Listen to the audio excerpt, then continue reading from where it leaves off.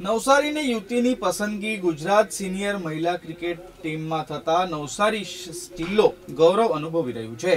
જીવનમાં કંઈ કરવાનો ધ્યેય હોવો જોઈએ અને તેને પૂરો કરવા ખંતથી મંડી પડીએ એટલે સફળતા ચોક્કસ જ મળે। આવું કંઈક નવસારીની રેબિકા પઢિયારે કરી બતાવ્યું છે। થોડા વર્ષોની મહેનત અને લગનને કારણે ફક્ત 25 રન અને 4 વિકેટ મેળવીને ગુજરાત સિનિયર મહિલા ક્રિકેટ ટીમમાં સ્થાન મેળવનાર રેબિકા પઢિયાર નવસારીની પ્રથમ ખેલાડી બની છે। બેચલર ઓફ ફિઝિકલ એજ્યુકેશન અને રમતનો અભ્યાસ કરતી રેબિકા પઢિયારને કોલેજમાં રમત દરમિયાન ક્રિકેટ પ્રત્યે રુચિ જાગી અને તેણે ક્રિકેટમાં કરિયર બનાવવાનું વિચાર્યું હતું, જેમાં તેણે બેટિંગ કરતા બોલિંગમાં રસ હોવાથી તેણે બોલિંગ પર ધ્યાન કેન્દ્રિત કર્યું હતું। સિલેક્શન મારું અમદાવાદ હતું અને ત્યાંથી હું જીસીએમાં સિલેક્શન આપ્યું હતું ગુજરાત ક્રિકેટ એસોસિએશનમાં અને સિલેક્શન મેચીસ રમાડી એમાં હું ખૂબ સારું પરફોર્મન્સ આપ્યું છે મેં અને એમાં હું સિલેક્ટ થઈ છું। ટૂંક સમયમાં હું પ્રેઝન્ટ કરીશ ભારતને વુમેન્સ ક્રિકેટ ટીમમાંથી। રેબિકા પઢિયારની પસંદગી સ્ટેન્ડ બાય ખેલાડી તરીકે થઈ હતી।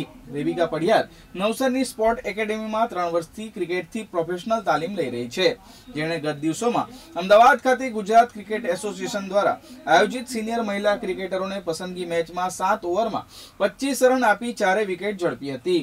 રેબિકાની પસંદગી મેચના ઉત્કૃષ્ટ દેખાવને ધ્યાને લઈ કરવામાં આવી છે।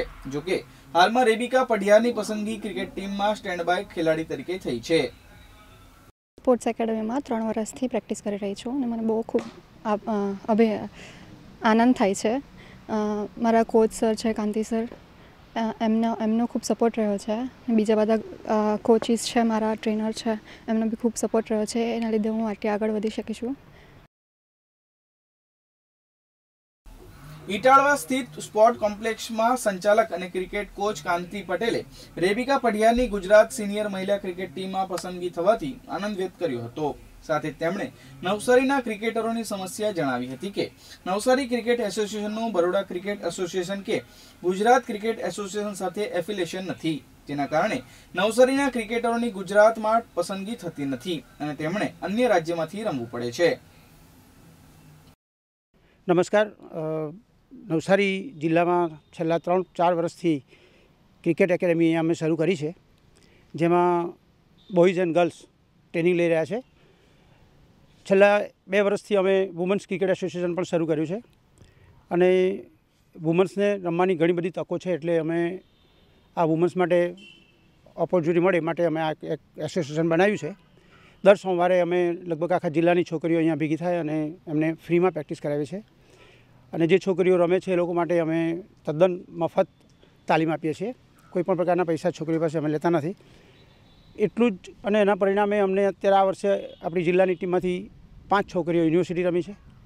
ગયા વર્ષે 1 છોકરી નેશનલ રમી કાઢી। આ વર્ષે આ છોકરી રેબેકા એ સિલેક્ટ થઈ છે અને અમને આશા છે કે એ આગળ રમશે હજી।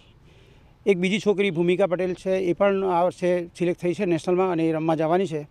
તો અમને ખૂબ આનંદ થાય છે। નવસારીમાં ખૂબ ટેલેન્ટ છે, છોકરીઓમાં છોકરાઓમાં બધામાં જ।